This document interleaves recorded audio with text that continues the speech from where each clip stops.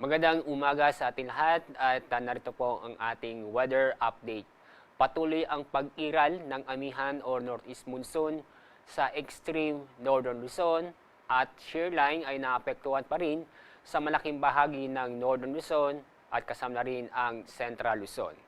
At inyo na mapapansin, wala po tayong binabantayan o namomonitor na low pressure area o bagyo sa loob ng Philippine Area of Responsibility at gayon din sa Dagat Pasipiko.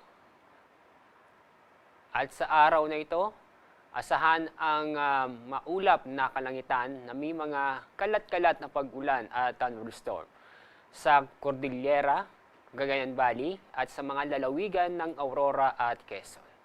Kaya paalala sa mga kababayan po natin na patuloy pa rin tayong mag-ingat dahil sa mga pag-ulan na posibleng magdulot ng pagbaha o pagguho ng lupa.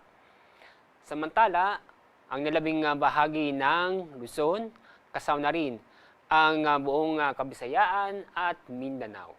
Asahan ang maganda at maliwanag sa panahon ngayong araw. Pero may tsansa pa rin na mga isolated na pag-ulan o mga biglaang buhos na ulan. Ngayong araw, meron tayong gale warning dahil malakas pa rin ang amihan.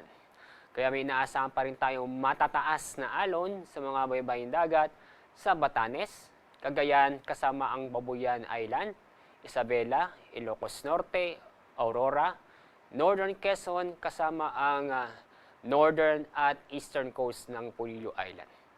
Kaya paalala na huwag munang pumalaot sa mga lugar nito dahil sa matataas na alon. Kung saan ang taas ng alon ay aabot ng hanggang 5 metro. Ang araw na sisikat sa ganap na 6:25 ng umaga. Ang araw na lulubog mamaya pang 5:41 ng hapon. Yan